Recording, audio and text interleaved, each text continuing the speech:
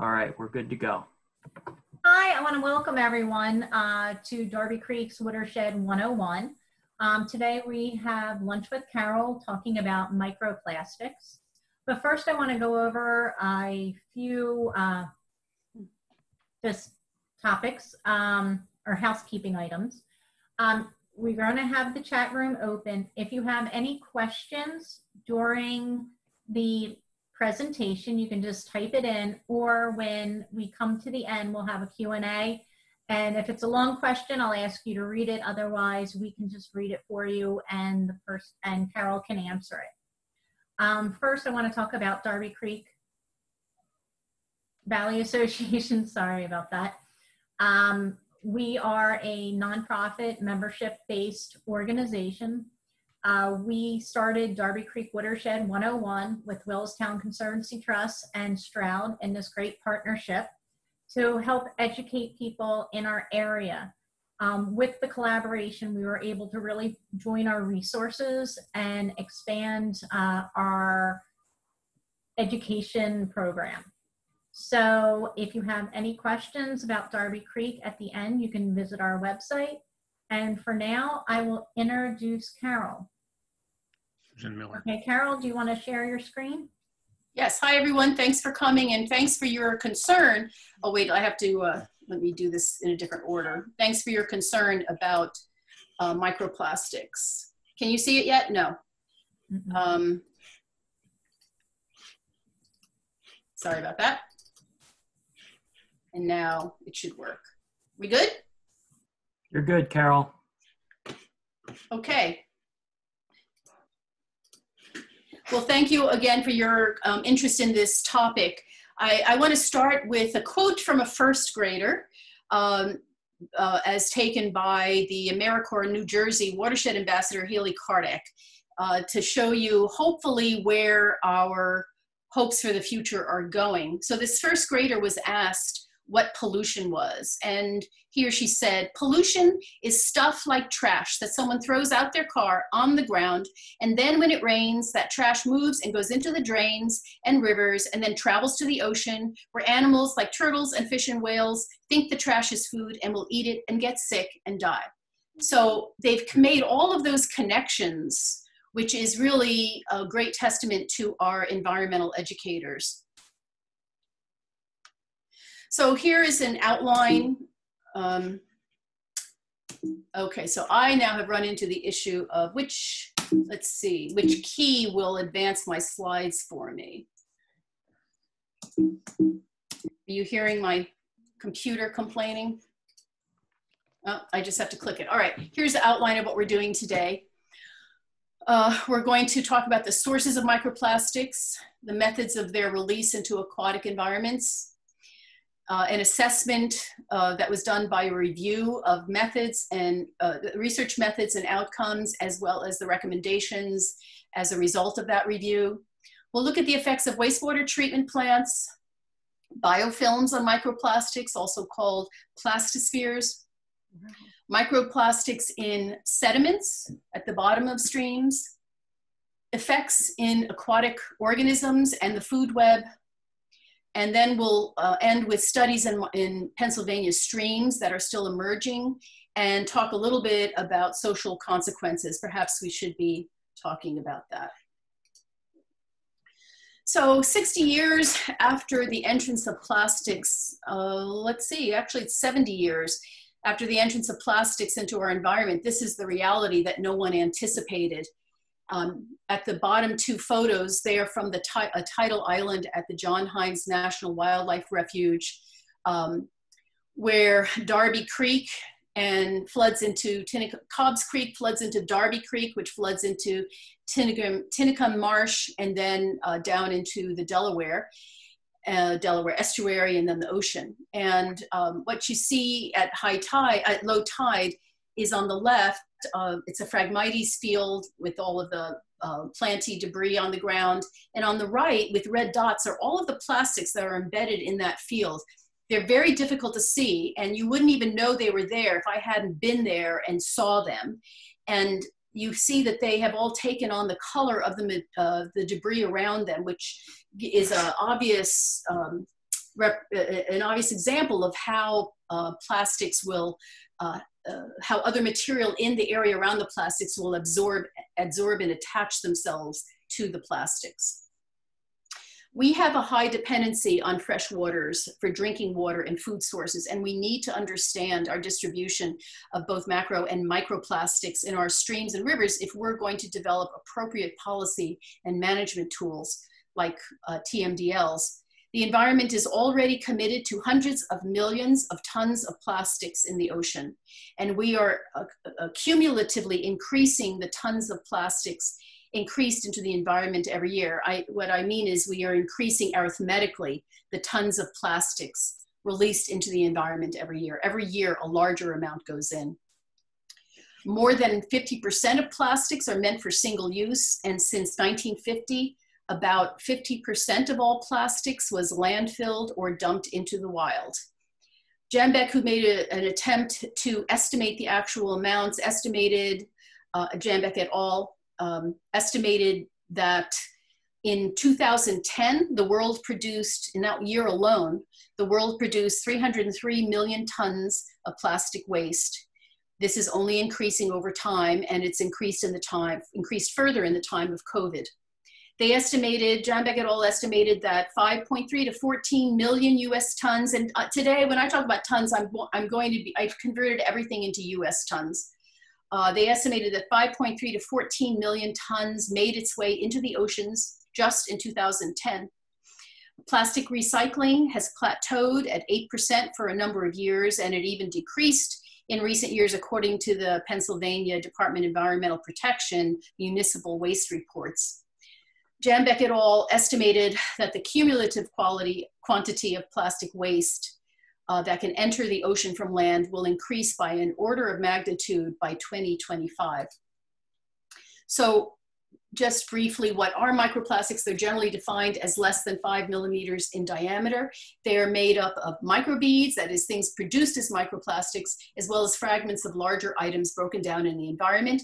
Usually these categories are used: microplastic films, microbeads, microplastic microfibers, microplastic pellets and nurdles, lines, and foams.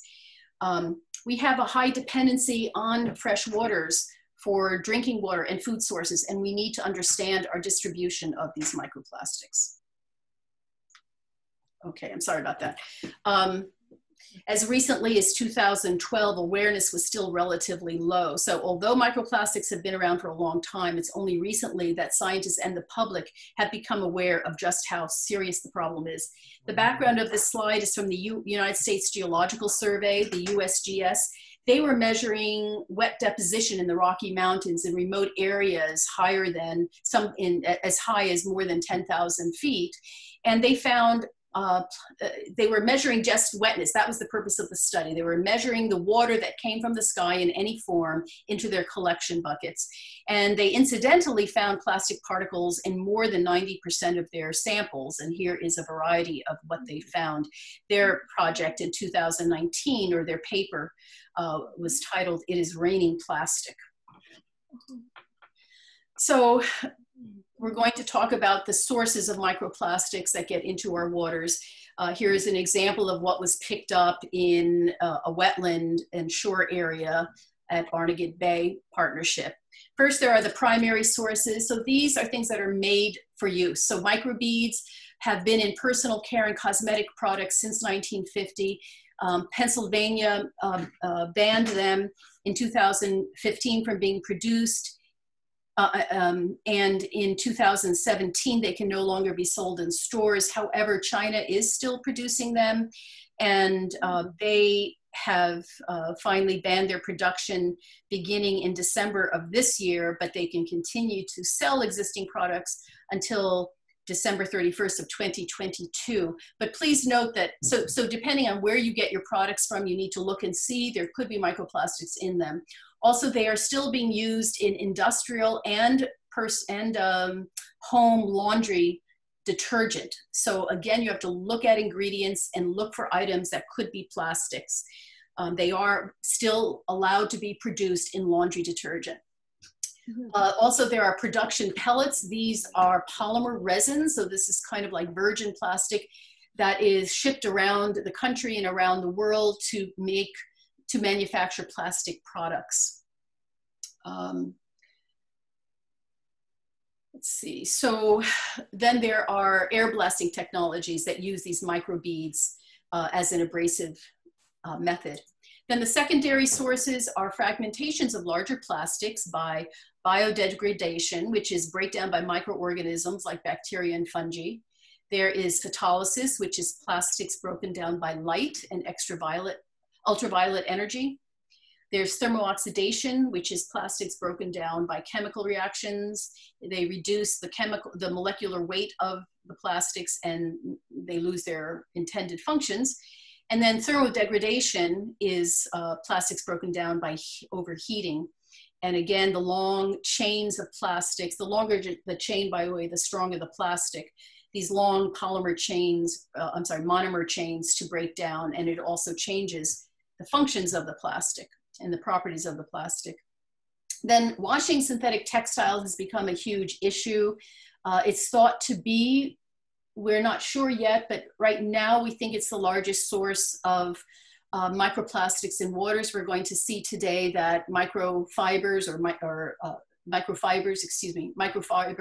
the largest type of microplastic in our fresh waters. There is a product called Lint LUV-R filter.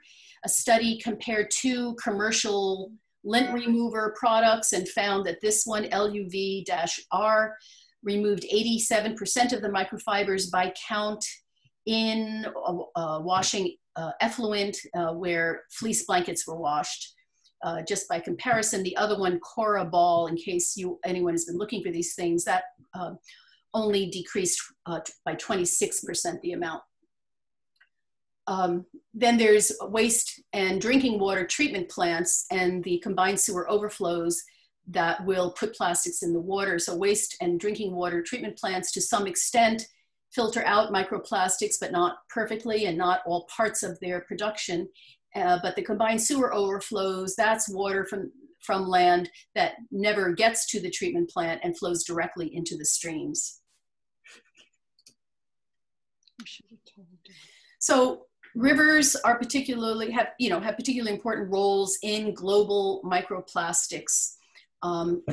First, rivers provide, in terms of just our water use, part of what rivers serve many important ecological services, but just in terms of water, they provide our drinking water, our irrigation, our wildlife habitat and biodiversity, and our recreation. These are all ways in which plastics might change the value of those things. There are greater concentrations in streams than in bays and marine environments. So this is just preliminary information on this comparison, but this is an important study that McCormick, Hoellen, and Mason and others in 2014 did. And they were interested in the bacterial assemblages on plastics, and I'll show that later. But right now, what they did is they looked at studies of other marine environments and water environments that use the same research methods that they used, so that they felt they could make an approximate comparison.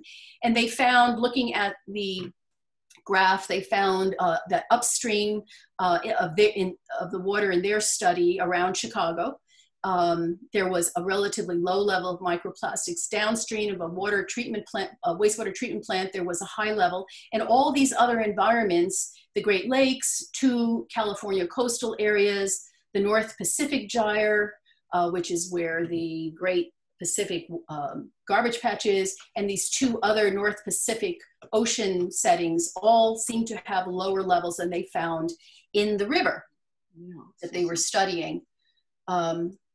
This is supported, by the way, by a more recent study by Cohen et al. In 2019 at University of Delaware. They found higher concentrations in the upper Delaware Bay than in the lower Delaware Bay.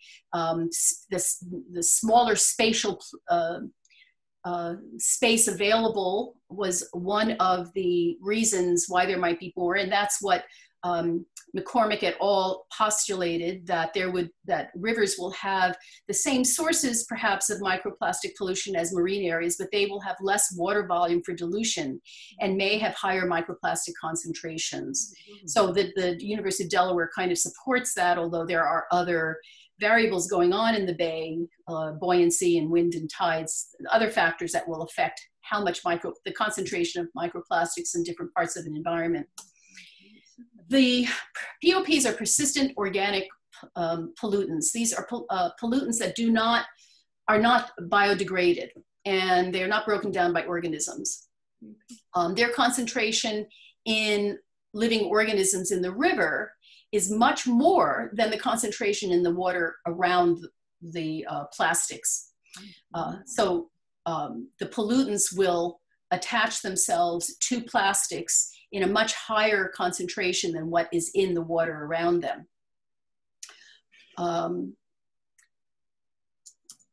And because of this, there is a bioaccumulation of these pollutants because we know that organic organisms ingest microplastics and that microplastics impair their reproduction, change their development, cause malnutrition, cause internal abrasions, blockages, and possibly death.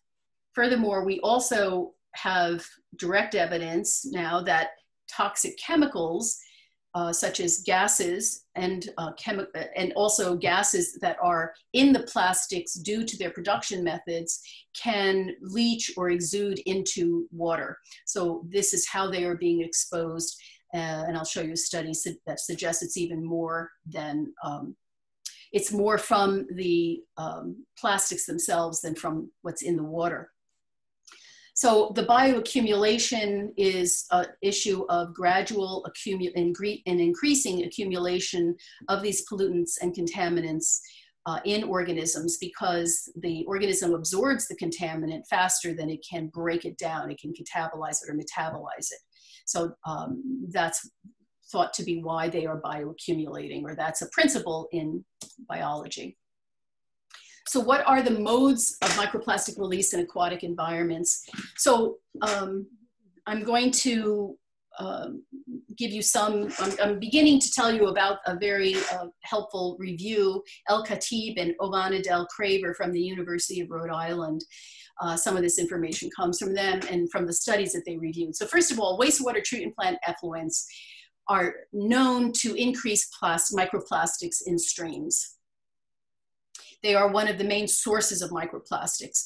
They can remove, at least in the United States, 50 to 98% of microplastics by skimming and sedimentation processes, as well as by some other more involved secondary and tertiary treatments. The problem is that there are such high volumes of effluent from the treatment plant that are discharged daily. So even with relatively low amounts in the water, if it's a very good treatment plant, if it's an updated one, and they're very expensive to update, if there's still such large volumes of water coming out. Also, there is the overflows, the combined sewer overflows that discharge without treatment and carry a large amount of plastics. The wastewater treatment plants, also the microplastics that they remove from the water, they go into biosolid sludge, which has long been used as a fertilizer on farmland. About 50% of the biosolid sludge that comes from a treatment plant is reused on farmland. And a study by Nozzetto et al. Found that it remains in that soil for decades. These authors estimated that 44,000 to 300,000 microplastic tons per year are put on the soil in North America and even more in Europe. Although wastewater treatment plant biosludge is treated before it's reused, microplastics are not targeted for removal. Then 5 to 10% of microplastics in our water come from tire wear and road markings that are quite small, 5 to 25 microns. Also, industrial fluids are often used in open space. These are, and then building coatings are also in open space, and they have the ability then to escape by air and water into the stream.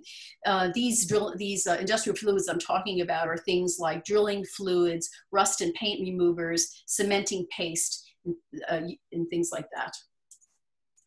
Then there's the unregulated disposal of plastic products in our streams. Many people have the experience of seeing illegal dumping.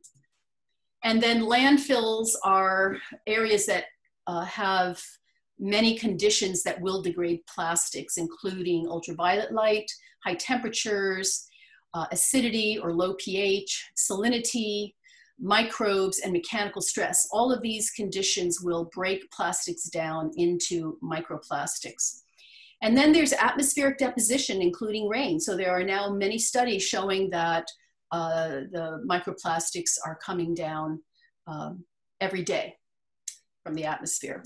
More plastic containers. We shouldn't buy any more plastic containers.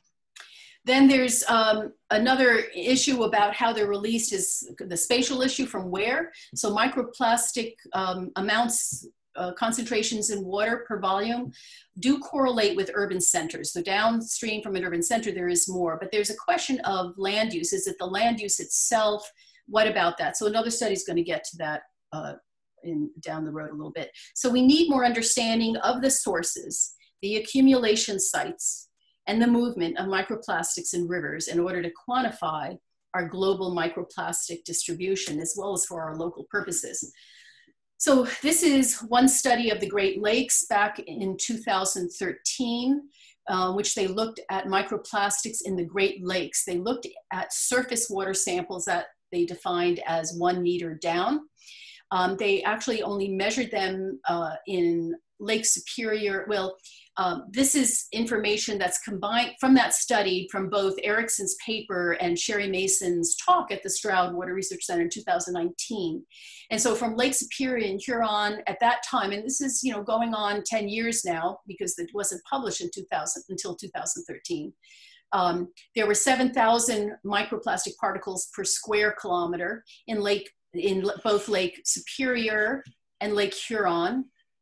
In Lake Erie, there were 47,000 per square kilometer. In Lake Ontario, there were 230,000 per square kilometer.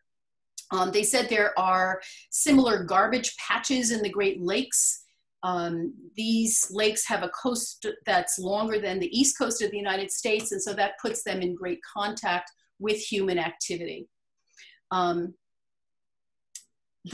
types of plastics that were most common in that study were fragments and pellets. They did not track microfibers in that study. They did not report it. Then a second study, also out of Mason's lab, published in 2016, looked at 29 tributaries into the Great Lakes. And those 29 tributaries accounted for about 22% of the total tributary contribution to the Great Lakes. And in this case, where they did track microfibers, fibers were the most common. And they found that for all of the types of forms of plastic, the fragments, films, foams, lines, pellets, and fibers, of all of those, everything but the fibers had greater concentrations during a storm runoff event. So once the water flushed off the land into the stream, except microfibers. So microfibers are high in the stream all the time. Let's see. So there are some efforts. So this problem of the Great Lakes has been leading to efforts to try to use satellite technology to try to track where plastics are. More than 10 years ago, there was an effort, COMDEV, didn't work. Now there's another one that's being tried involving NOAA. And I just want to say that we can read about these things, but these things are a long, long way off from finding out if they might be feasible. And so we can't put our hopes in that. So I want to talk a little bit more about research methods. I hope this will be useful. So I want to talk about the review studies findings of the problems of variability in sampling methods and identification techniques. This is from a critical review of extraction and identification methods of microplastics in wastewater and drinking water. This is from the, well, I'll show you in a second. So fresh waters differ from marine water in its chemical components, its organic contents, its surface area, the sources of microplastics, and the sizes of the microplastics. So there are enough differences here that we might need techniques specifically for freshwater aquatic environments. So El Khatib and Oyana Del Craver of University of Rhode Island did this review study. They used 8 databases to find 130 studies, and they used the studies to look at the comparative methodologies in fresh and wastewater, at current gaps and limitations in methods, and they made a ranking system of how well everything was reported, the research was reported. They looked specifically, they compared specifically reported sample collection, sample processing,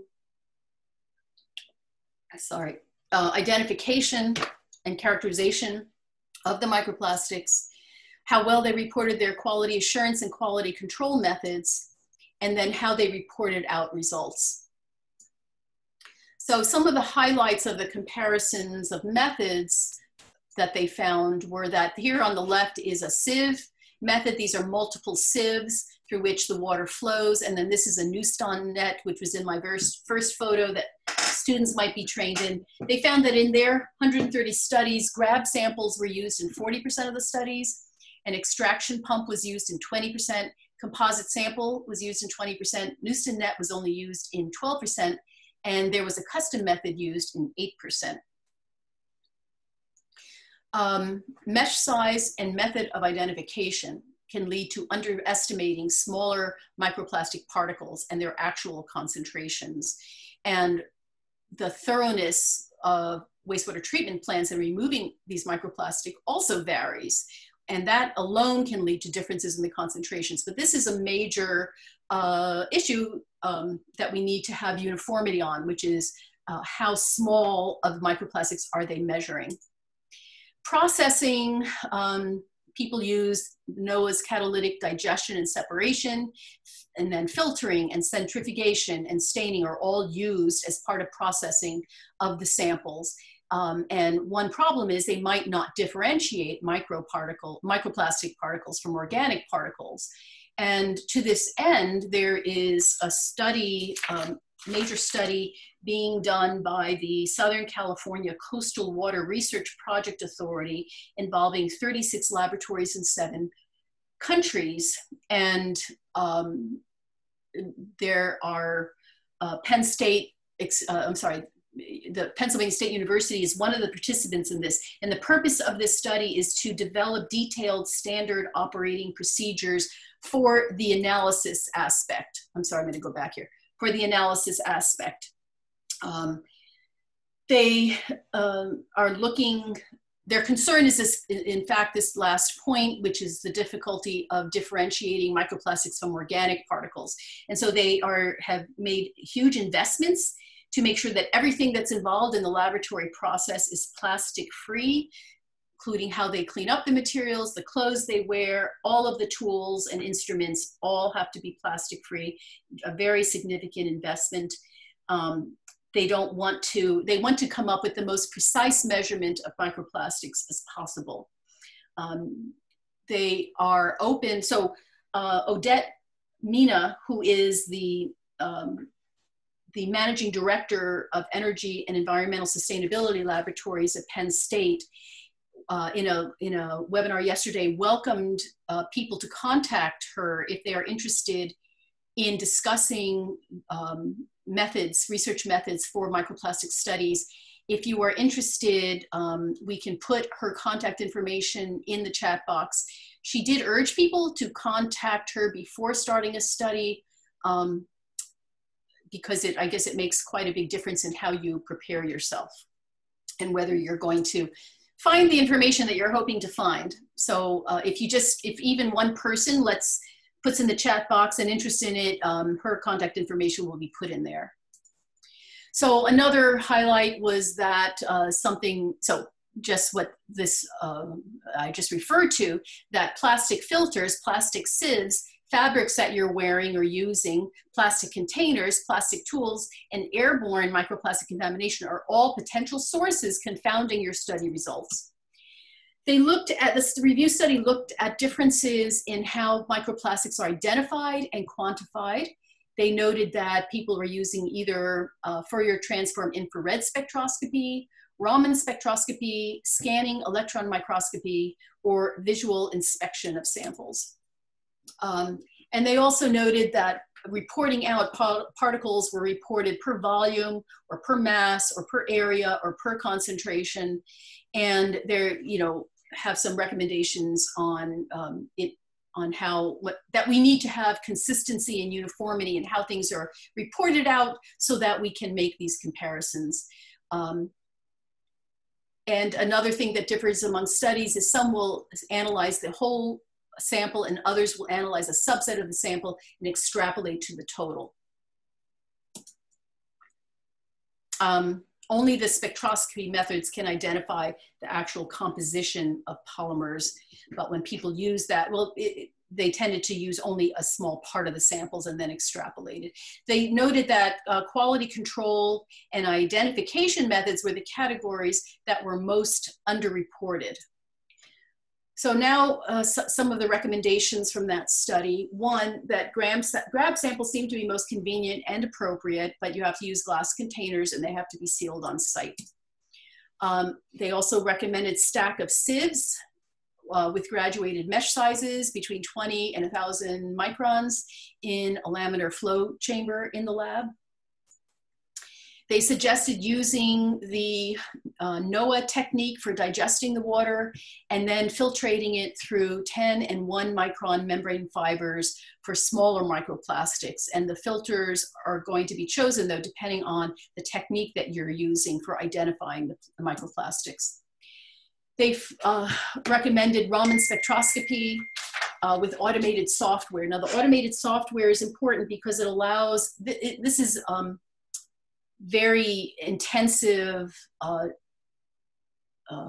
quantitative analysis of the samples. And so the automated software helps it to go a little bit faster, which would allow you to use perhaps more of the water. Or something more recent, the atomic force microscopy, AFMIR. Also, they recommend using the uniformity in units and terminologies, such as microplastics per volume, total microplastics per day in both influent and effluent from a wastewater treatment plant. Not all, those comparisons weren't always made. They recommend identifying the types of polymers and classifying the shapes to identify the sources. So the more we know about the shapes and of course the types of polymers, it may help us with sourcing the material. Also, I want to mention the US Environmental Protection Agency, EPA report. They have a report that identified and prioritized the scientific information needed to understand the risks associated with microplastics in the United States, including methods for assessment, identification of sources and fate of microplastics, risks to human health, risks to ecological health for microplastics. And they also established work priorities and they recognized deficits and needs. So here from the review study, this is 130 studies globally, though it's from around the world. So this is just a looking at the mean comparisons of the types of plastics that were found around the world. They converted everything into the same quantity so that they could look at this. However, what I've learned from doing this is, looking into this question, is that the types of plastics and the amounts are going to vary greatly depending on the human use around the stream. But in any case, this is what they found globally. First is polyester with an average of about 41.5% of the microplastics that were found. And I just want to point out that fourth and fifth, also in pink, nylon and polyamide and acrylic, all of these pink items are plastics that are used to make fibers. Polypropylene, oh yeah, that's in there. Well, polypropylene also is used in textiles, including carpets. And the transportation manufacturing industry is the major consumer of these synthetic fibers, accounting for 35% of polyamide consumption. So we, I think, still have to look beyond our washing machines for where all these fibers are coming from. And then second and third were polyethylene terephthalate and polyethylene for a total of more than 50%, well, for a total of 27% and 26%.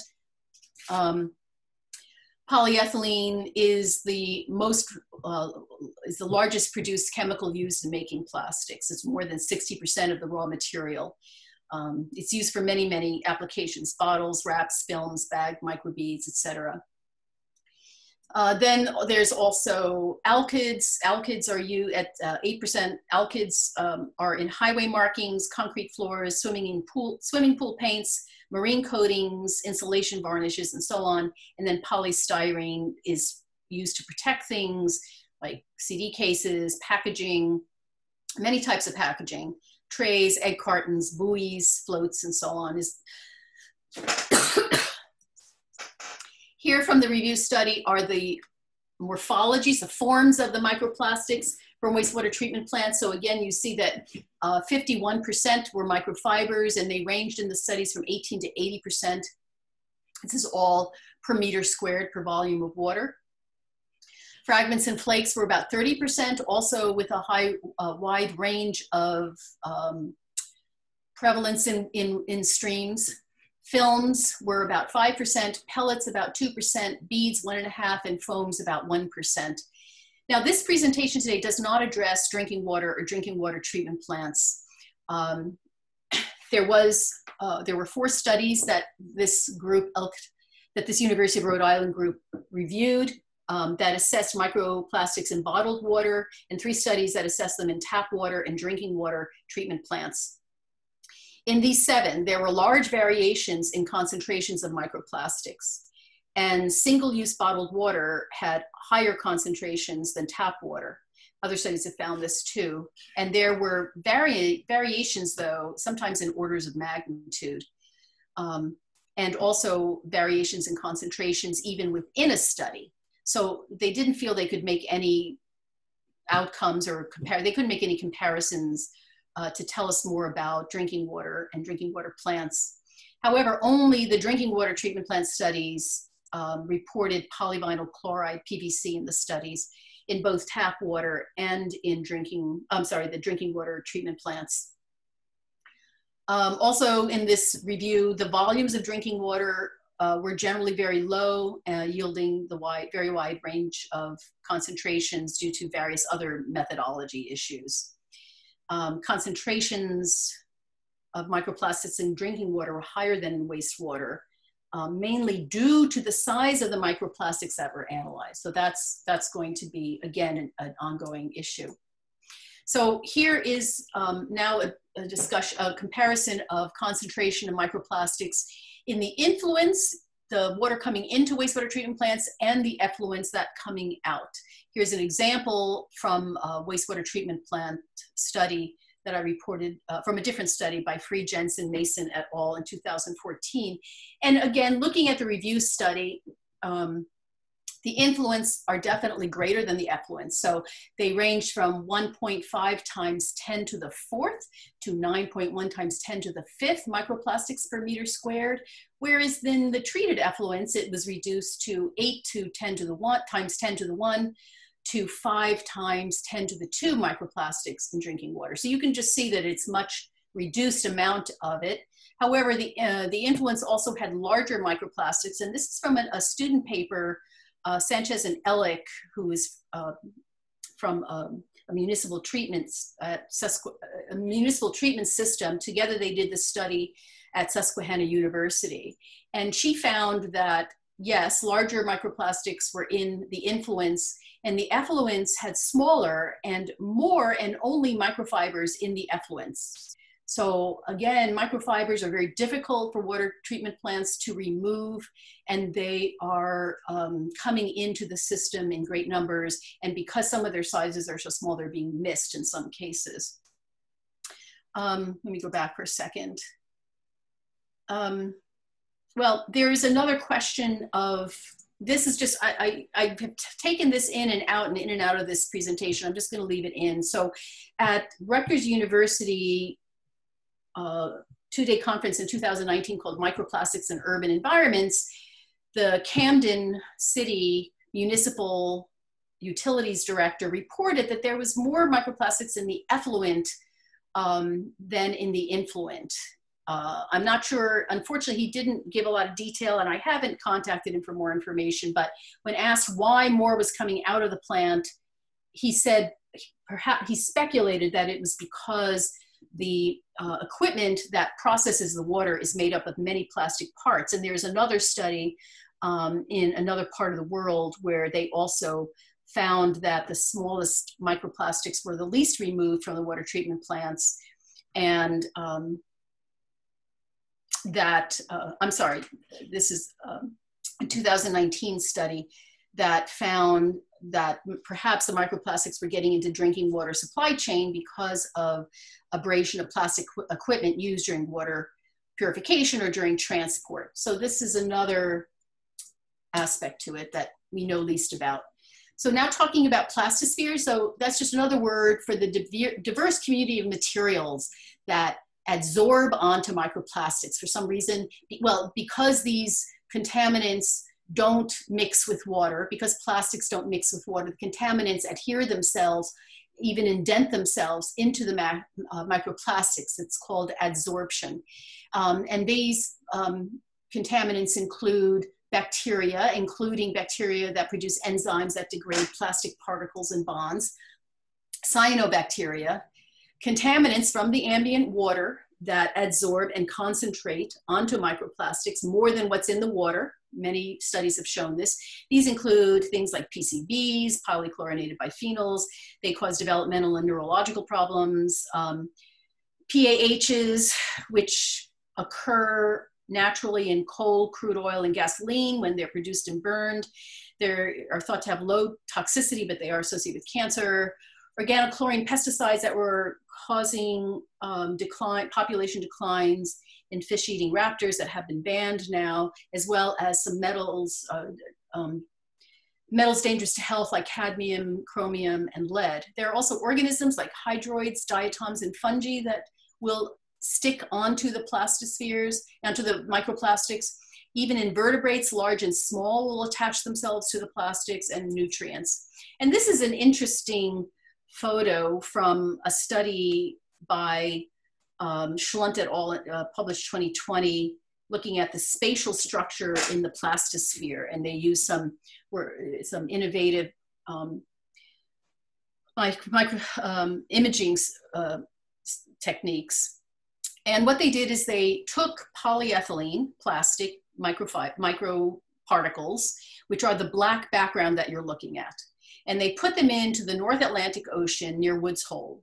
And after 1 week over here, they found that there was various bacteria that had begun to adsorb onto the plastic.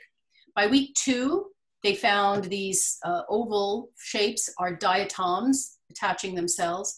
By week 3, they began to see unidentified organic material as well as more bacteria. And by week 5, there was an even more complex array of materials that were adsorbing onto the plastics.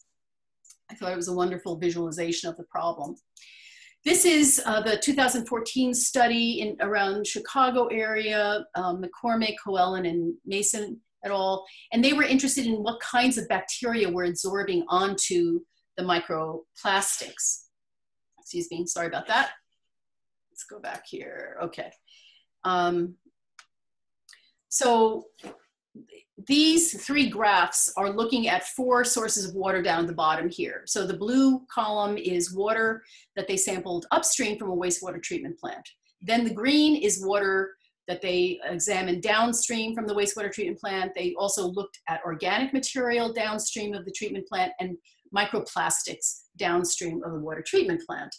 And they looked at the bacteria in all of these forms of samples, and they used various techniques to analyze what the bacteria were. And I can't tell you in specific about these, but they are methods to look at the richness of the bacteria, the biodiversity of the bacteria, how many different families of bacteria, assemblages of bacteria. So if we look at just this middle one here, they find that, first of all, there is extensive microbial colonization on plastics as well as organic material.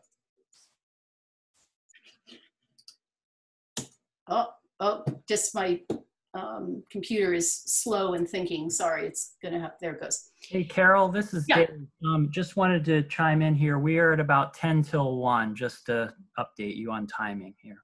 Well, can I keep going and people can drop off as they want, or what? That's a question for Sue, I guess. I have no problems with that, but I don't know if you want to see, I mean, I asked a couple questions, but you can ignore mine. But if somebody Oh, else. I see. I'll try to go through this faster. So there were significant differences in families of bacteria. There were more families downstream, some more types of bacteria downstream from the treatment plants. There was a greater diversity of bacteria downstream, but also on microplastic films in particular, there was a less diverse form of bacteria on them.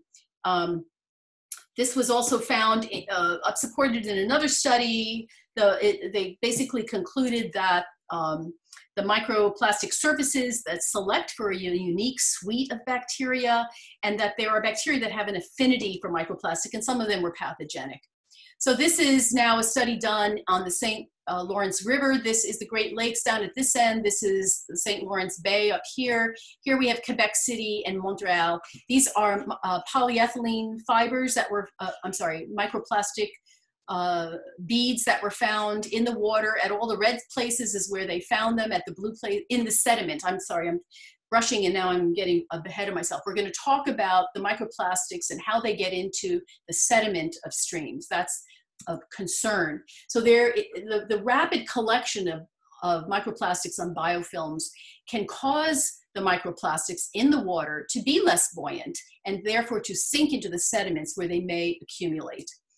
The microplastic accumulation, they accumulate concentrations in sediments that are 100 times greater than in the water, and even more, 250 times greater in the soil downwind from plants and in habitats at water treatment plant sites in the sediment.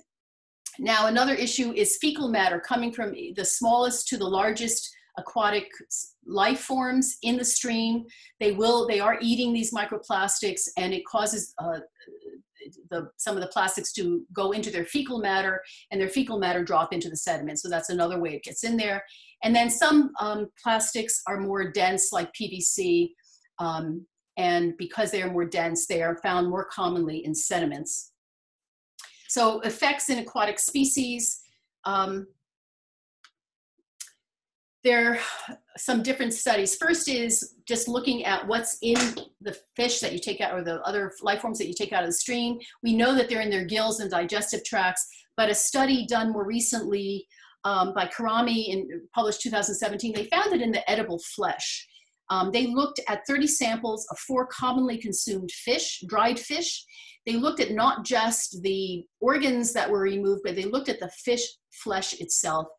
In 2 of the species, they found microplastics were 4 times more in the flesh than in the organs.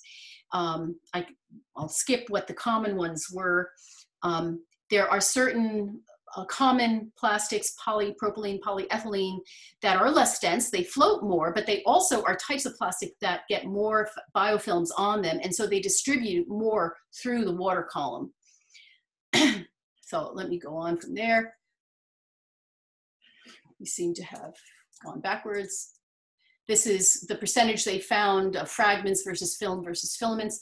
Then there are these in vitro controlled studies. I do want to go through them. So they found that microplastics will pass through the gut and accumulate in the lipid, the fats storage in water fleas. They found that the chemicals from plastics accumulated lugworms. So this is a study done in the lab where they put the lugworms food prey as well as plastics with biofilms and plastics without biofilms into the water, and they found that the lugworms accumulated more of the chemicals that come from those plastics at higher rates in their tissues because they were eating them in the sediments than in their body walls. So they were in their stomachs more than in their body walls. Lugworms were exposed to PVC without biofilms on them and PVC with biofilms on them, and they found that they burrowed less, fed less, became sicker, and had higher death rates. And the authors were concerned that sediment with more than 5% microplastics by mass could disrupt health and biodiversity in streams. This is now going on to the effects on aquatic organisms. I guess I have to really shorten this greatly, so I'll just put all this out there. Basically, there is a scientist, Brian Pachkowski, from the New Jersey Department of Environmental Protection, who notes that organisms can absorb, distribute, metabolize, and excrete plastic. So that while we don't have that many studies giving direct evidence yet, we know that there's the potential for this. And this is his cartoon showing how it can, even though microplastics cannot pass through cell walls, they're too large, they can pass through the wall of the intestines and go into an immune area where they can affect these immune cells, dendritic cells. They alarm our immune system, and they can go into our lymph nodes, and there is a study showing that that has occurred. In the laboratory, the copepods who were presented, these small crustaceans, who were presented with their food prey as well as varied plastics, they readily ingested the plastics, but then they learned they didn't like some of the plastics. I guess they could tell that they weren't getting what they needed from it, and they learned to avoid the natural prey of the same size and shape. And so they started rejecting some of the algae and prey that they would eat, and thus restricted the number of species that they would eat. So anyway, there are mechanisms for both micro and nanoplastics to enter lungs, gut, lymph, liver, brain, and muscle. In food webs, we know that when they're eaten, contaminants from the microplastics leach. They translocate from the digestive to the circulatory system and remain for 48 days in mussels. These are images of microplastics found in mollusks in a study in China in the tissue of the mollusks. It decreases the amount of algae that can be consumed, and they transfer from prey to predator. So they looked at seal scats. They don't eat these microplastics in the water. They eat prey that would consume them. And so I'm just showing that the seals not only have to worry about strangulation by plastics, but from the food that they're eating. So it's in the food web. Now we're going on to rivers in Pennsylvania. And this first study has reported out, this is a study by the Pennsylvania Department of Environmental Protection, Pennsylvania Fish and Boat Commission, and Susquehanna University, because there's a concern about the decreasing population of smallmouth bass in Pennsylvania rivers. They looked at 2 sites in Susquehanna River and in Pine Creek, and they found over 3 years that the number of microplastics in the fish increased dramatically in the 3 years. In 2017, 87% of the fish of the smallmouth bass had 2.3 microplastics per fish. The next year, 95% of the fish had them at 6.1 per fish. And by 2019, all of them had it at 28.9 per fish. And some of the possible explanations are that there's more water going by the fish every year. There's increasing flow rate, as those of us who live in the area know, each year. There's probably an increasing accumulation of plastics from human cause, including increasing amounts being put in the environment, as well as the increasing accumulation from legacy plastics. And then the smallmouth bass also eat large variety of prey that lead to many pathways for accumulation. So I'm at the end here. Just quickly, some of the social consequences. This is a photo of Darby Creek with large plastics floating in it. At sites where commercial debris is apparent, it reduces the intrinsic value of the stream to visitors. And people who live are more likely to litter if the habitat is deemed less important. So this is also an environmental justice issue. Poorer neighborhoods that are deemed less important might accumulate more litter based on the psychology of how people think. Waste attracts more waste. Stream debris is not correlated with land use, except that in the most urbanized areas that do have higher densities, but the intensity of human activity in a riparian zone does affect the amount. And this equates to increasing human population around our streams is going to lead to more waste. And also the point that because streams are smaller, there's a more connection of the riparian or the river edge area to land, making them more in contact with that human activity. So thank you to the Darby Creek Valley Association. Thank you to the Hines National Wildlife Refuge, rangers and volunteers who pick up plastics in Darby Creek. Thank you to the Stroud Water Research Center. I will unshare so I Okay. can look. Thank you, Carol. That was very informative. Right now, I want to open it up to any questions. Does anyone have any questions? You can either type them in or you can unmute yourself. Does anyone have any questions? Well, I'm going to ask my question. So with the microplastics in farm soils, is there any chemicals that leach into the soil and then back into the food as it grows? Right, so that's a really important question. Also, how much of the plastic is in plants? When I first looked at this, there was no firm evidence. There was one student that found that the roots were not taking it up, but the webinar I heard yesterday, the field scientist who also presented from Penn State, Lisa Emily, who's doing microplastic studies in the western part of the state, said that the plants might be taking it up. So we're at such an early stage with this. The amount of literature has grown, explosively over a very short period of time. So that's a very critical question, but we're just trying to find out if the plastics are in the soil and in the plants themselves. Thank you. And now with the microplastics in soils, and I don't mean like with the farm soils, but in other soils, how do the microplastic particle size change the soil type to behave? Is it more like a sand if it's mixed in?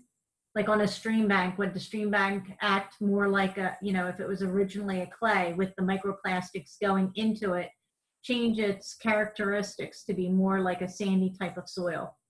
Yes, I don't know. I don't know enough at all to begin to speculate about that, but I will say that Lisa Emily speculated on that yesterday, saying, well, it could make it more slippery because remember, plastics are made out of oil and gas. I don't know long-term how it's going to change our banks. We don't know whether it's going to make them degrade more or not. We know that they're stuck in the banks. I see them all the time, but we're not able to know how they're going to change the soil visibly to our perceptual level. Okay. Has there been any engineering studies on, like from the Army Corps or anything like that, on compaction with soils when building? Oh, what an interesting question. Yeah, I don't know. And I would just ask Dr. McGillivray, if you want to, say something that would be really helpful about any of these questions. Just please speak up if you like. Yeah, I don't think there's information to inform those questions really at this point. I will, if I knew anything, I would add information, but yeah. I don't think so. I mean, this is pretty, these studies are very impressive, but these are just the beginnings. Trying to get a handle. And one of the things I take away is that each stream is going to give you different results. It's going to give you different results on what the nature of the land activity was around it and the nature of the methods that were used. So there is not a one-size-fit-all outcomes when it comes to our streams. Okay. We have another question. A few words more about biodegradation in soils and aquatic environments. What could the MPs be degraded to? I know Dr. McGillivray would be more qualified than I to say something about that. Well, I would just say that plastics cannot be biodegraded to truly mineralized to like water and CO2. Plastics can degrade to smaller, they're polymers, so they can degrade to smaller polymers, but they cannot be completely biodegraded. Right, and so the size of the particles that your study is able to identify becomes very important, is very important. Okay. Does anyone else have a question?